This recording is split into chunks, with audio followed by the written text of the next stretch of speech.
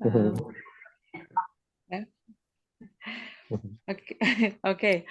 Um, Hello, everyone. Today we will be having a host, a guest, and me as a host, Elena, and this is a guest, Shiv Mathur. He is practicing meditation, teaching meditation. So I will be asking a few questions, probably as part of most people would have, and hopefully we'll get some guidance as well.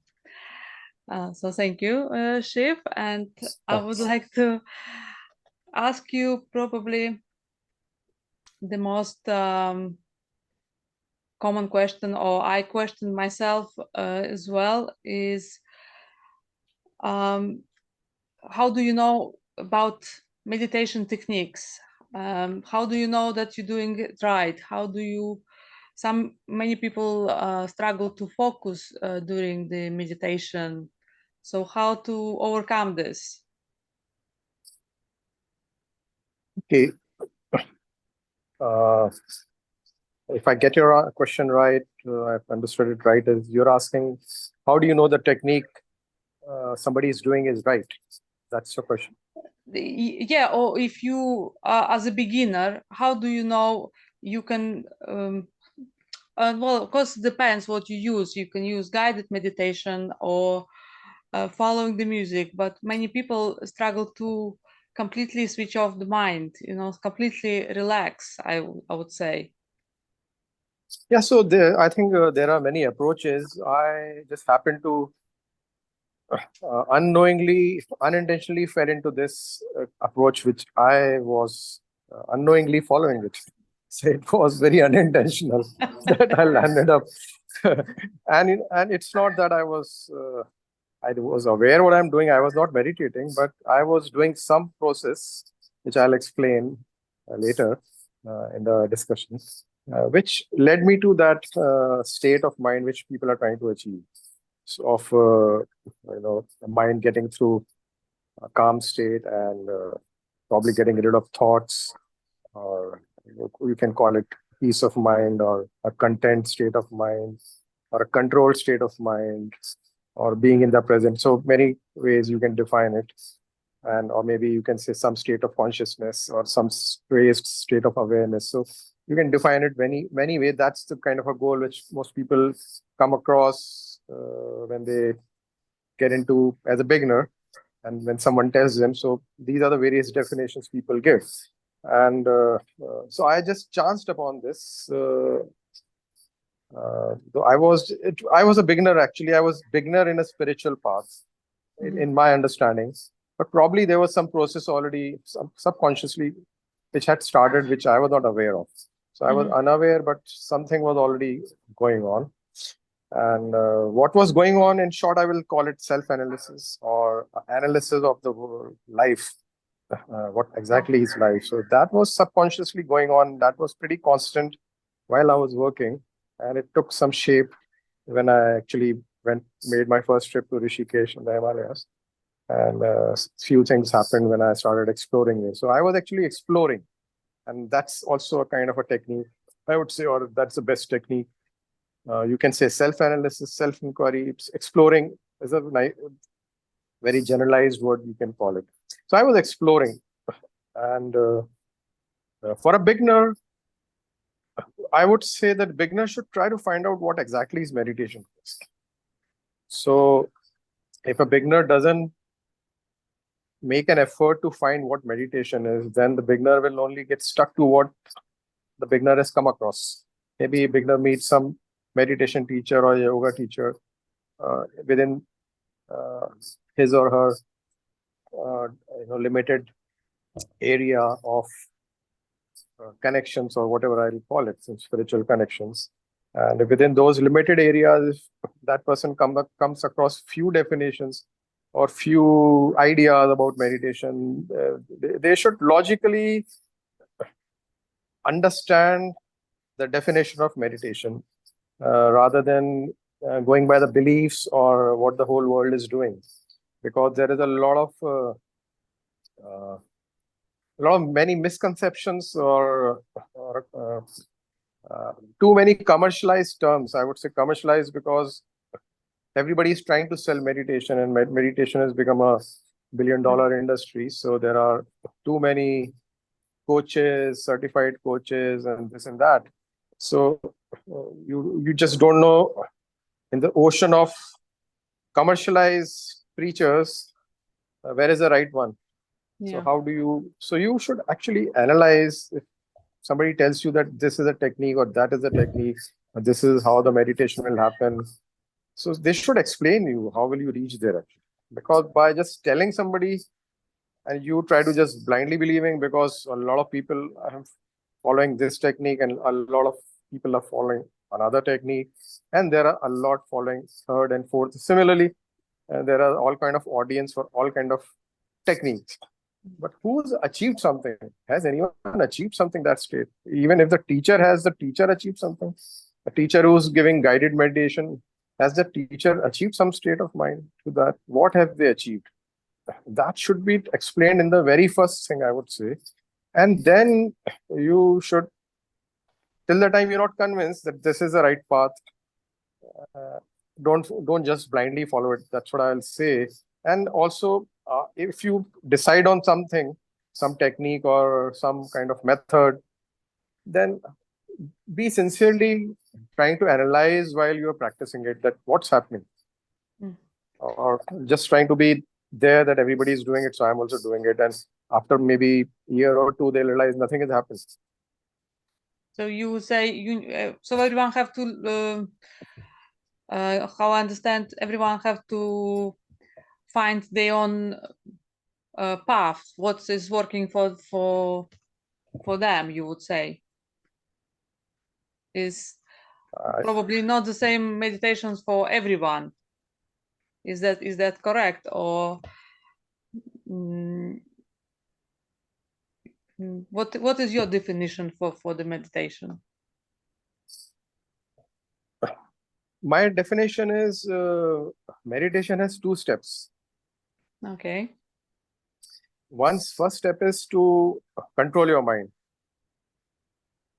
and I think this this is part, the biggest yeah, biggest problem for most people. yeah. But what people start doing is the second step. What they are pretending, or I won't say pretending, but the pose in which they sit and with eyes closed is actually the second step, which is supposed to be done when you control your mind. Then once you have control your mind is focused. When your mind is focused, then you can focus on something. So what would you say? What is it any right way or wrong way do meditation with the open eyes or closed? Or what's So one has to understand the two stages of meditation, which is my understanding. The two stages is when you reach control mind, then you will be able to focus. When you focus, then you do meditation. Then you sit in that pose, and then you want to maybe you have some question in your own mind, and you focus on that question, and you start focusing on that question. Just think about that and try to find the answer. So with constant focus on that will probably lead to the answer. That's the purpose of meditation. And now very higher purposes is to achieve samadhi, to forget your body, to achieve connect with God, or maybe see God or feel God. Those are higher goals of actual meditation. But before starting that, you have to reach control of mind. That's the first phase. Now, how you reach there is, that's a process, and that's called sadhana or practice. And there you are cleaning your mind, purifying your mind, so that it is cleaned up. The vessel is clean, so that now you can use. Now you can cook without cleaning cleaning the vessel. And if you trying to sit in that pose where you actually meditate, it cannot meditate, because your mind is not being able to focus. No technique can actually focus it. Techniques are techniques are only a temporary relief. It's like a small tablet which will make you feel good for. You can eat some great food, you'll feel good. You can watch a nice movie, you'll feel good. So you can feel good. You have a crush on someone, you feel good. You have infatuation, you feel good. You can feel good in many ways in life. And so when you feel good by sitting for 30 minutes, 20 minutes, you may feel good and you say, I actually meditated, but you actually did not meditate. You were only getting a feel of how you feel good. So what is to be done is you have to clean the vessel, clean the mind, and rinse it and sparkle it. So for that, there is a process, there is a method. Now, method is you have to really understand how the mind works. So this will now start sounding a little complicated. So if you feel it's complicated, let me know, because it is initially very complicated. It sounds very complicated. So how long did it take your journey to? How long this process take for you personally? It was a bit while. Yeah, actually, this was like a fluke for me. It was like a fluke. I got it through a fluke, and then I did a reverse engineering to understand that how this happens. So I was doing, as I mentioned, I was doing exploring about life. I was doing a lot of right questioning, self-analysis, but I didn't know that I was doing self-analysis. I was just simply, while returning from the office, I'm observing people on the street. How do they live? What is this guy doing? How is he sitting? And or does this guy is doing this? And he looks more happy, and the guy in the car doesn't look happy, or like these kind of things. I used to keep observing, a lot of observation, and then questioning and getting answers. And so the best thing is when you are doing a really serious introspection, observation, you ask yourself, you get all the right answers. I can give those exercises to people, and I do it in my class. I ask them questions and they all give the same answer.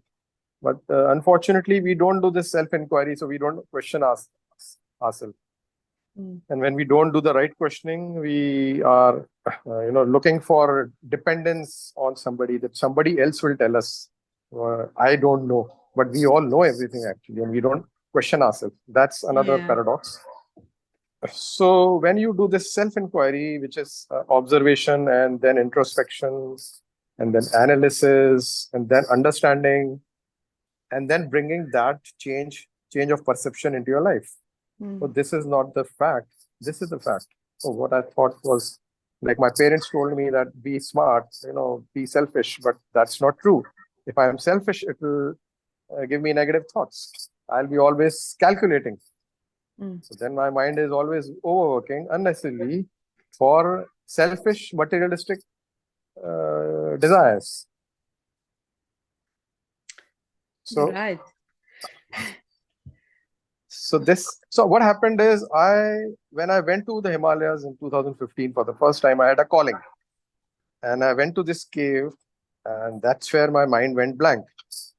In that cave, very powerful.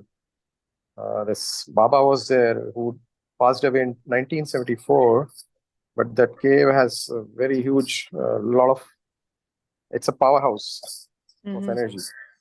So I was totally transformed mentally, and I was in a state of bliss. It happened twice on the same day, and I was totally changed after that, and my mind had actually become blank.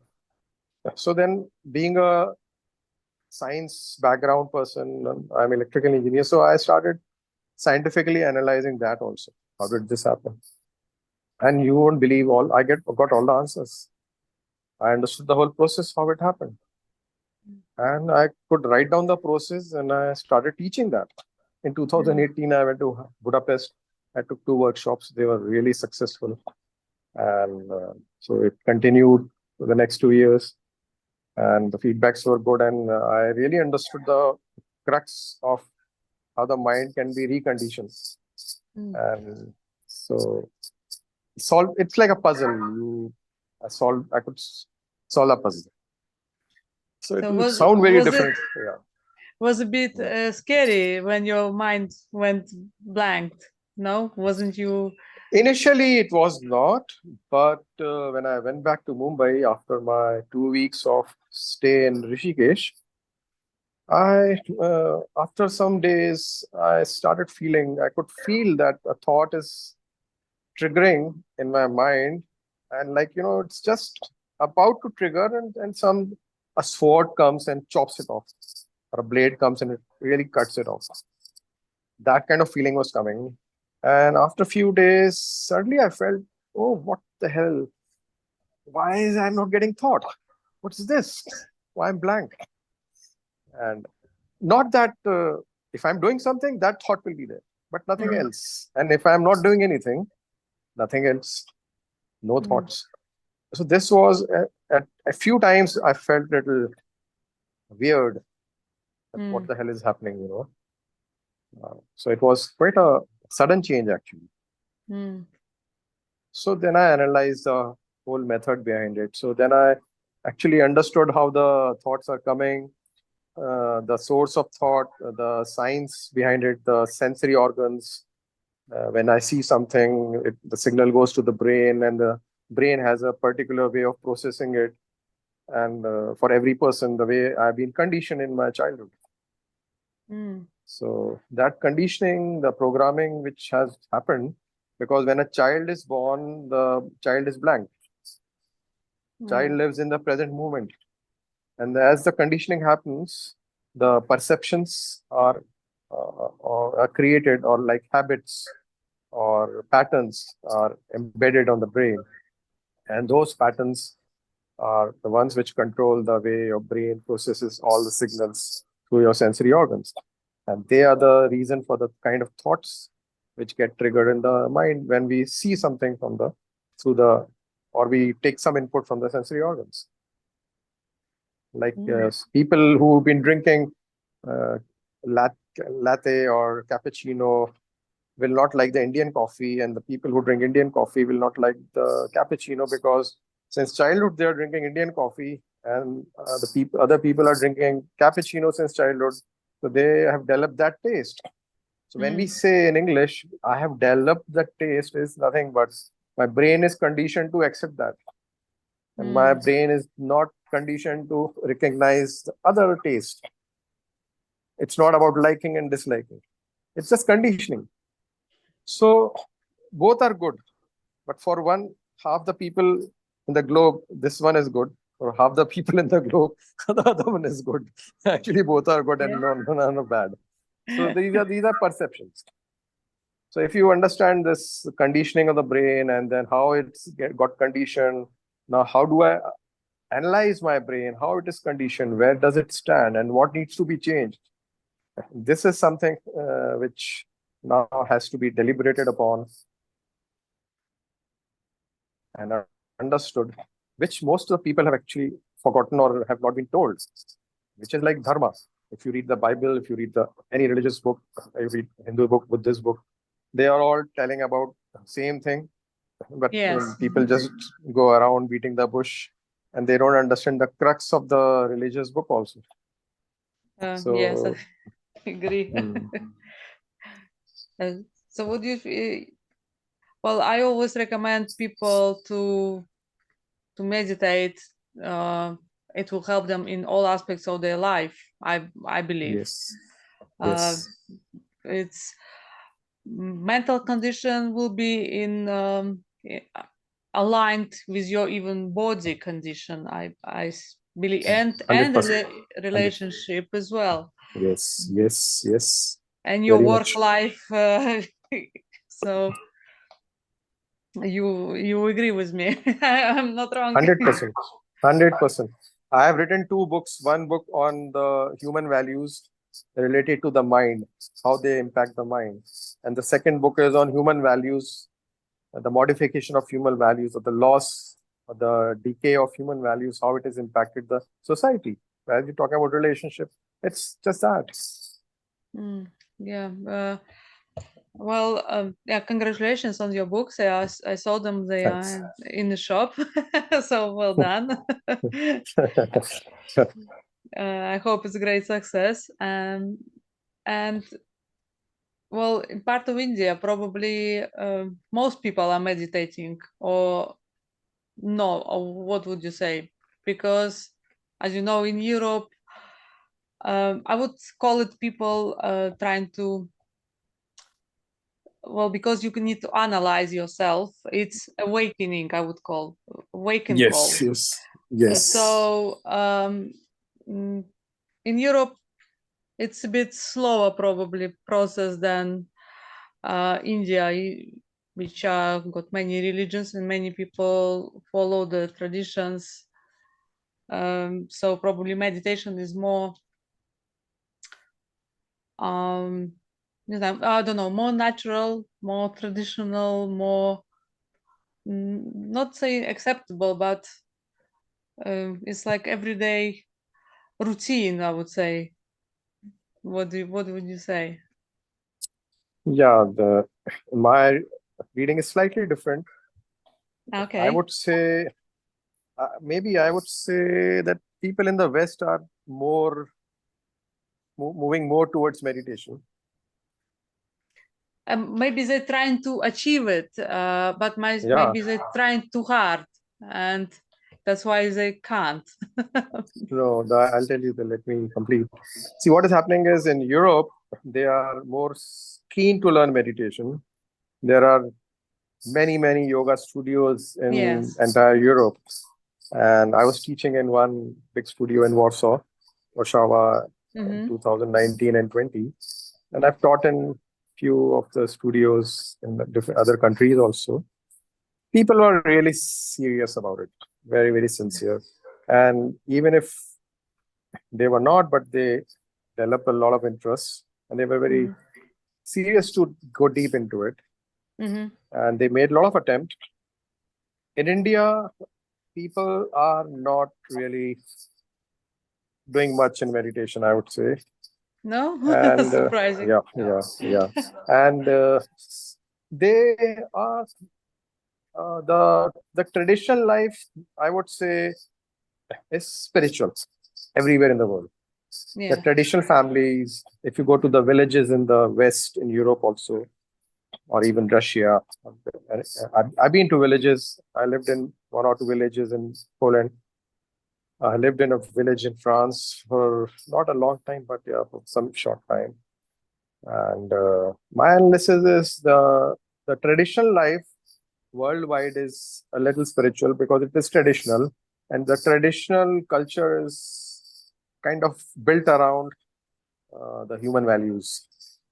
So naturally, they tend to be living a spiritual, having a better understanding of relationships, families. Yes. Unknowingly, probably, because that's the way people live. And same is the case in India to a large extent. But now, nowhere in the world, people really are so keen to get into meditation. I would say West is more, India still not. But there are better teachers in India, probably knowers of meditation, who really understand meditation better, who can convey this knowledge to the seekers in both West and East. But West has commercialized this a lot Mm. without really understanding. They have, like Americans are very good in creating certificates and patents. So Mm. they'll quickly like to patent it, certify it, and create coaches and courses. Yes. They quickly build an empire, a commercial empire around that. So that Mm. actually derails the real knowledge which gets hidden. And Mm. that's something which I found missing in the West. And I found that only difference, good thing was that people were really seeking. A lot of them come to India, but they go back without really learning the actual one.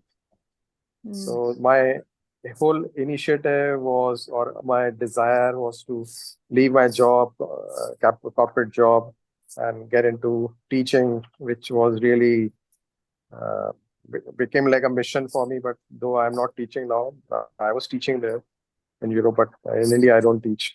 Frankly, I don't teach it. No, because I have this perception, because many of the spiritual teachers that I'm following, I'm learning from, they from even Russia or different countries, and they are traveling to India to ashram I to know, get I know. to get the guidance, to get as well knowledge in spirituality. That's why I had this, perception of. But Yeah, they do it, but they do it for, frankly, I would say they do a lot for the commercial benefits. okay. To develop that as a profession, and coming to India gives them some extra ace up their sleeve, like the people say, oh, he's gone to India, he's met some guru, he's been in the ashram. But ashrams are also pretty much fake, but definitely because there are many ashrams, and if there is a real nice guru in the ashram, probably he will give you some teaching, but he will not really run courses to that extent. So it's very complicated. It's not, this whole disorganized sector is very complicated, and it's happening very randomly without any control over it. So, what is your plans? You going to Himalayas to continue your spiritual journey? Yes, yes. I am working on detachment, more on detachment. I'm working on totally disconnecting from the world, mental renunciation to perfection, where my aim is to experience samadhi. My aim is to, like meditation, if you see Patanjali Yoga Sutra, Patanjali sage had this famous book is there of yoga, which has got 8 limbs, ashtangs, and the 7th stage is meditation. And the 8th stage, the Yes. final stage, they say samadhi. Samadhi is basically going completely inside and not being impacted by anything external, 100%. And then you can dissolve in the consciousness and be in a very different state of Mm. all the permanent state of bliss. And you can leave your body at will. So Did this is you something which manage to do that? Oh, that was my next question. Did you I manage to did leave have. the body? I did have few experiences Mm. in the last couple of years, but they've been not consistent. Mm. And I had few experiences of divine bliss, but they Mm. were very short-lived in few places in the Himalayas. So I want to see whether can one be in that state all the time? How can you reach there? So Oh. I have this kind of target now, because a lot of time people go without target, and they don't know what they're going to achieve. But now Mm. it's because last couple of years my target was on detachment, and Mm. somehow it has been coming and going, but it's improving. And that's how, if you're 100% detached, your mind becomes 100% free, and then you can feel that happiness. Mm. You will not be disturbed by anything in the world. Mm. But there are some things in this world which can still disturb you. How Yes. to overcome all the hurdles? How to overcome? How to be sure that you overcome all the hurdles, and nothing will now bother you? That's the question.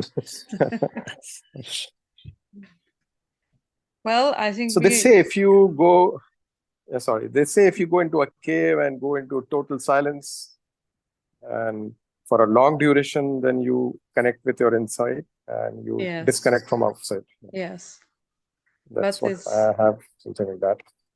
hard to achieve in everyday life. I would say, very Yeah, difficult. yes. Very difficult, very difficult.